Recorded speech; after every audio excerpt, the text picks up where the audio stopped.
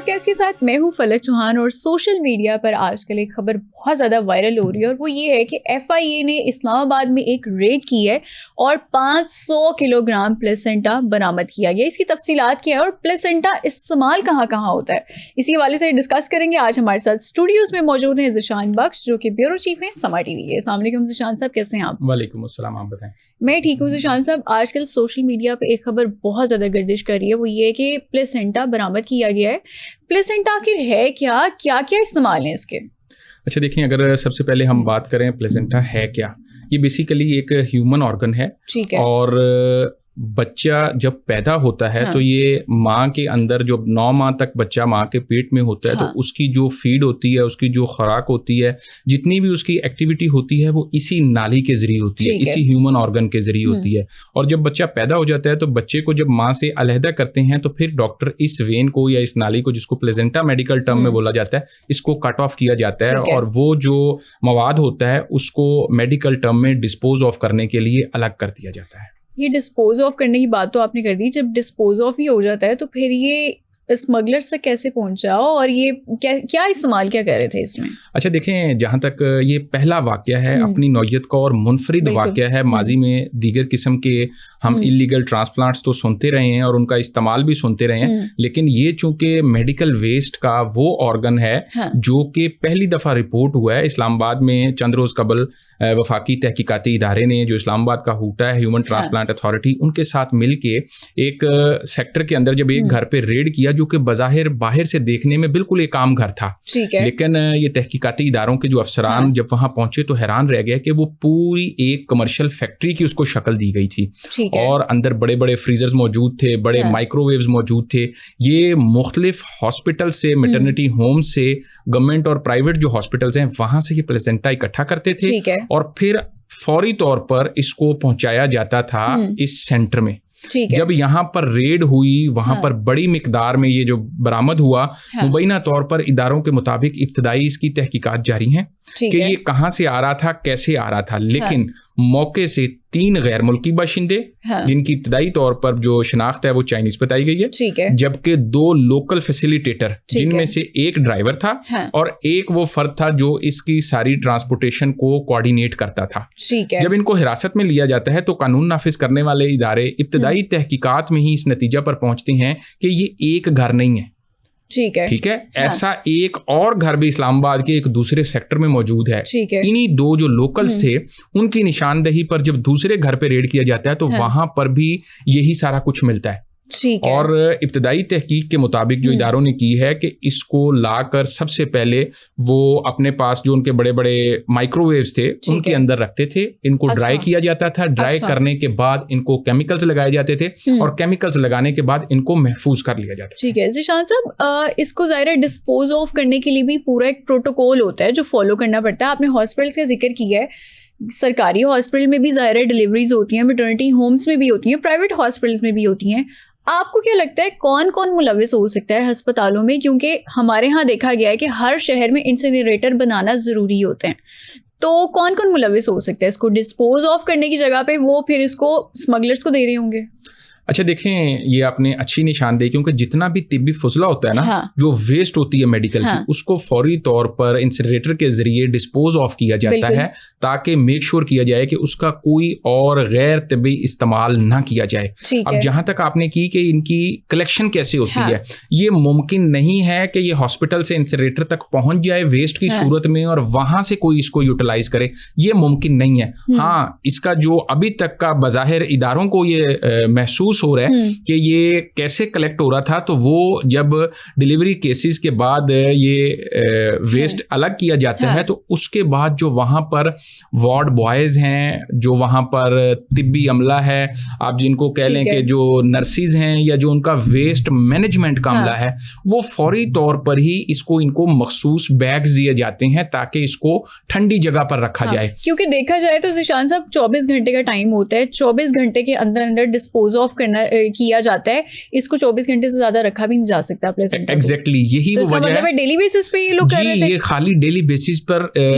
कर नहीं रहे, ये उसकी पूरी सप्लाई चेन भी मैनेज कर रहे होते हैं, क्योंकि लाहौर से अगर इस्लामाबाद इनको डिलीवर करना है तो तहकीकाती इदारों का कहना है कि ये प्राइवेट गाड़ियों के जरिए यहाँ से वहां मुंतकिल होता था, क्योंकि इस्लामाबाद वाला तो फौरी तौर पर पहुंच जाएगा, लेकिन पेशावर से अगर उनको पहुंचाना है, क्योंकि इसकी जो इनिशियल मार्केट डिस्कवर हुई है वो रावलपिंडी, लाहौर और पेशावर, ये वो 3 बड़े शहर हैं। और इन तीनों शहरों के जो मैटरनिटी हॉस्पिटल्स हैं, जो गवर्नमेंट हॉस्पिटल्स के वार्ड्स हैं ऐसे जहां पर न्यू बेबीज की बर्थ होती है, तो वो इनका प्राइमरी सोर्स है। और जो वहां का डॉक्टर्स और जो पैरामेडिक्स है वो इसके अंदर बजाहिर उस लेवल पर इन्वॉल्व नहीं हो सकते। ये जो निचला अमला होता है मुबैना तौर पर, जो वार्ड बॉयज हैं, जो क्लीनिंग स्टाफ है, या जो वेस्ट डिस्पोजल मैनेजमेंट का स्टाफ है, वो लोग इसके अंदर ये मकरू किरदार अदा करते हैं। इसको अपनी सप्लाई चेन के जरिए मेंटेन करते हुए इस्लामाबाद उन घरों तक पहुंचाते थे। और इनकी पहुंचाने के बगैर ये मुमकिन नहीं है कि इतनी बड़ी तादाद में, जैसे वो के इब्तदाई तौर पर इदारों कहना है 500 kg से ज्यादा वहां पर मौजूद था। तो ये मुख्तलिफ हॉस्पिटल से सैकड़ों नहीं हजारों की तादाद में डेली बेसिस पर, अगर हम सिर्फ लाहौर के अदादो शुमार बताएं तो लाहौर से कम डेली 1000 से 1200 बच्चों की पैदाइश होती है। तो आप देख लें कि अगर इसमें से सिर्फ 10 से 20% ही वेस्ट कर दिया जाए और 80 से 90% वो किसी न किसी मखसूस तरीके से हासिल करने में कामयाब हो जाएं, तो कितनी बड़ी तादाद, ये सिर्फ एक लाहौर शहर की मैं बता रहा हूँ। ये वैसे एक अलार्मिंग सिचुएशन भी है हेल्थ केयर कमीशन के लिए कि ये जो प्लेसेंटा है उसका जो डिस्पोज करने का तरीका है इंसिनरेटर में नहीं जा रहा, बल्कि वो इस तरह से चाइनीज के पास या बाकी पाकिस्तानियों के पास जा रहा है और इलीगल वे में जा रहा है। इसकी इंटरनेशनल मार्केट में प्लेसेंटा की क्या कीमत चल रही है आजकल? अच्छा, इंटरनेशनल मार्केट की कीमत बताने से पहले ना मैं आपको ये भी बता दूं कि ये जो पाकिस्तान से मुबैना तौर पर स्मगल हो रहा था, तहकीकाती इदारों का कहना है कि पाकिस्तान में इसका कोई इस्तेमाल नहीं है। ये जो जा रहा था ये यहाँ से चाइना जा रहा था और बरास्ता वियतनाम जा रहा था। अच्छा। मुख्तलिफ फ्लाइट्स के जरिए भेजा जाता था और हमारे जो इदारे हैं उनको धोखा देने के लिए इसकी जो वहां पर ऑन स्पॉट लेबलिंग पकड़ी गई है उसके ऊपर शी प्लेसेंटा लिखा हुआ है। दैट मीन्स के शो ये कर रहे थे कि भेड़ से लिया गया प्लेसेंटा है। ठीक है, ह्यूमन ह्यूमन ऑर्गन के तौर पर इसको या ह्यूमन वेस्ट उसके ऊपर मेंशन ही कर रहे थे, क्योंकि कानूनी तौर पर ये एक जुर्म है। ठीक है, इस इलीगल एक्टिविटी से बचने के लिए लोकल फैसिलिटेटर्स की मदद से इसको शी प्लेसेंटा के नाम से एक्सपोर्ट किया जा रहा था। अब रह गई इसकी मालियत की बात, तो इसमें कोई शक नहीं है कि इसकी मालियत बिलाशुबा करोड़ों रुपए में होगी, क्योंकि इसका इस्तेमाल अगर आप पूछें तो मैं आपको जब इसका इस्तेमाल बताऊंगा तो आप भी हैरान हो जाएंगी। अच्छा, तो क्या इस्तेमाल है आप ये भी बता दें प्लेसेंटा के, चाइना में जाके या वियतनाम में जाके फिर किस किस तरीके से इसको इस्तेमाल कर रहे हैं? अच्छा, इसका जो सबसे बड़ा और बुनियादी इस्तेमाल है ना वो मुख्तलिफ ब्यूटी केयर की प्रोडक्ट्स है।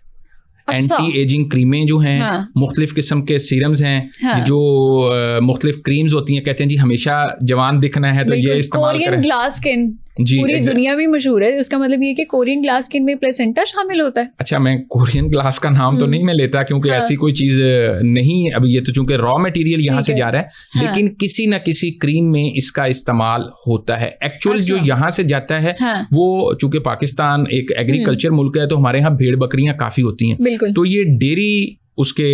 जुमरे के अंदर शी प्लेसेंटा के नाम से ले जा रहे थे। लेकिन चूंकि ये इंसानी उसका ह्यूमन ऑर्गन का एक पार्ट है, तो उस तिब्बी फुजले को ये उसके अंदर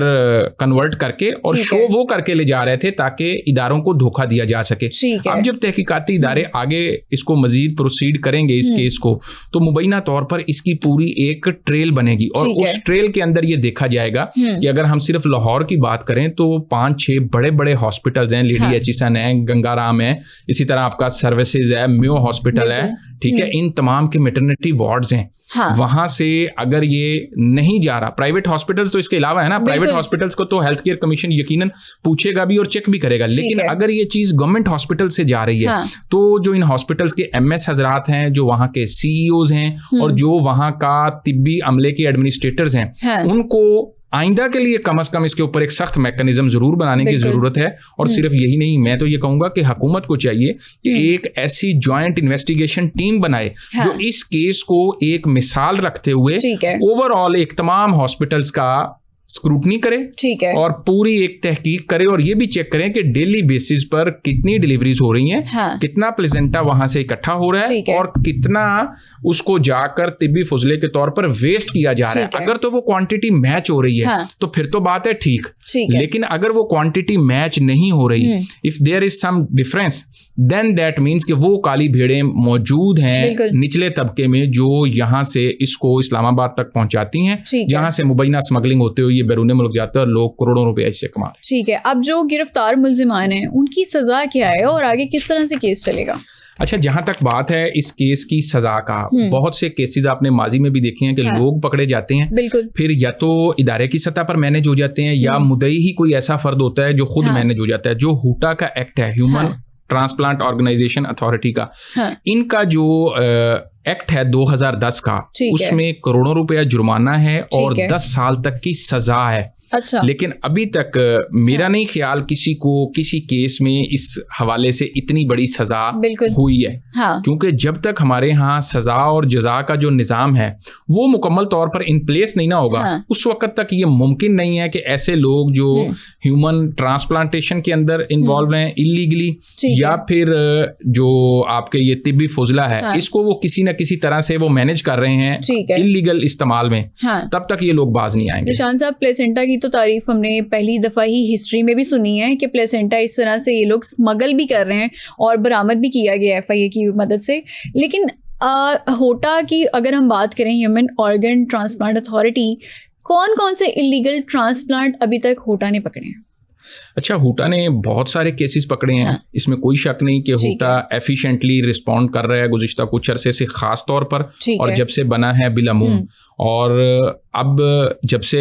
हुटा एक्टिव हुआ है, वो चाहे सूबे की सतह पे हो चाहे वफाक की सतह पे हो, जो जिसको हम कहते हैं ना कि गुर्दों की गैर कानूनी ट्रांसप्लांटेशन, इस हवाले से तो बहुत ज्यादा एक्टिव है। जो अब केसेस हो रहे हैं, अभी कुछ दिन पहले कसूर में इन्होंने रेड किया, लोगों को पकड़ा है, उससे पहले पिंडी में पकड़ा था,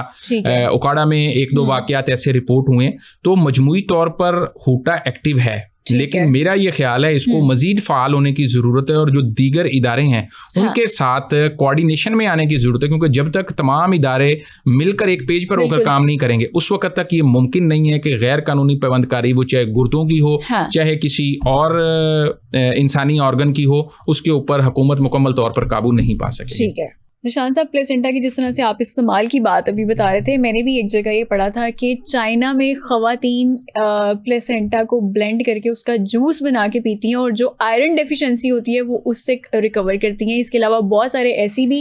इनरिच उसके अंदर वो कहते हैं कि ब्लड जो होता है वो उनको मिल जाता है, जिसके बाद वो PPD का शिकार नहीं होती हैं। लेकिन चलें, प्लेसेंटा की तो हमने बात कर ली है, ये बताइएगा कि होटा की तरफ से जो इलीगल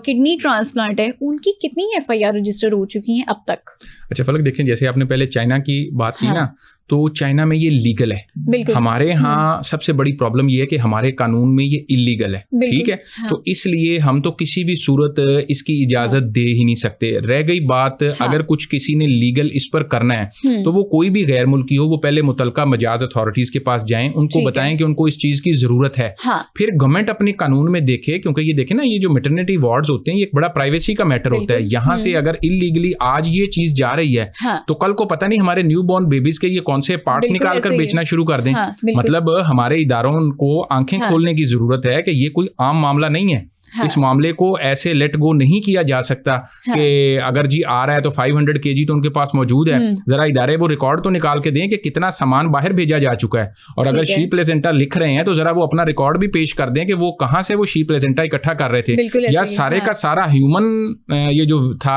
उसी को ही इकट्ठा करके और शी प्लेसेंटा के नाम पर बेच रहे थे। तो ये करोड़ों रुपया यकीनी तौर पर जो कमा रहे हैं उनके कोई ना कोई पीछे माफियाज होंगे, कोई ना कोई हैंडलर्स होंगे, और हुकूमत को ये चाहिए कि उन हैंडलर्स को ना सिर्फ बेनकाब करें बल्कि अपने कानून के मुताबिक उनको सजाएं दें। बिल्कुल। अब आपने बात जहां तक की इलीगल ट्रांसप्लांट के हवाले से, तो हुटा 2017 में फॉर्मुलेट हुआ था और अपने क़याम से लेके अब तक मजमूई तौर पर 50 से ज्यादा मुकदमात दर्ज हो चुके हैं और लोग इन मुकदमात में गिरफ्त हुए हैं। जहां तक बात रह गई, हम अगर 2026 की बात करें तो सिर्फ इस साल में अब तक 8 से ज्यादा FIRs हुई हैं, और जिनमें सबसे ज्यादा जो है वो लाहौर डिवीजन में है, लाहौर, कसूर, शेखुपुरा। यहाँ पर 5 से 6 केसेस सिर्फ इन 6 माह में रिपोर्ट हुए हैं, जिनको हूटा ने पकड़ा है, पकड़ के उनको FIRs दी हैं और उनको कानून के हवाले किया। इसके अलावा मियां चन्नू में एक केस रिपोर्ट हुआ है, इसी तरह रावलपिंडी में केस रिपोर्ट हुआ है, और इक्का दुक्का केसेस पंजाब के दूसरे इलाकों में, और ये मैं सिर्फ हूटा पंजाब की बात कर रहा हूँ। जो वफाक की सतह पे है वो इसके अलावा है, लेकिन अकेले हूटा के करने से ये बात नहीं होगी। दीगर जो कानून नाफिज करने वाले इदारे हैं, और मैं कहता हूं कि हमारी हुकूमत को चाहिए कि सिर्फ इस प्लेसेंटा के केस को एक मिसाल बनाते हुए एक ऐसी जॉइंट इन्वेस्टिगेशन टीम तश्कील दी जाए जो वफाक और चारों सूबों पर बैक वक्त न सिर्फ क्रैकडाउन करे बल्कि अपनी तहकीकात का दायरा वसी करे, इसी केस को मिसाल बनाते हुए, और इससे इनकी ट्रेल ली जाए कि ये कहां कहां से लेते थे, किस किस हॉस्पिटल का कौन कौन सा अमला इसमें इन्वॉल्व था, और हर किसी को सजा उसके जुर्म के हिसाब से मिले। अगर हमारे यहाँ कानून की ये अमलदारी हो जाती है तो मेरा ये ख्याल है कि हमारा और हमारी आने वाली नस्लों का मुस्तकबिल महफूज होगा। बिल्कुल जी, सजा तो मिलना बहुत ज़्यादा ज़रूरी है ताकि आइंदा आने वाले केसेस का भी इसी तरह से हम इदराक कर सकें, और उन लोगों के लिए भी एक मिसाली केस हो ताकि वो लोग इससे बच सकें। फलक चौहान को दीजिए इजाज़त, अगले एपिसोड में दोबारा मुलाकात होगी, तब तक के लिए अल्लाह हाफिज़।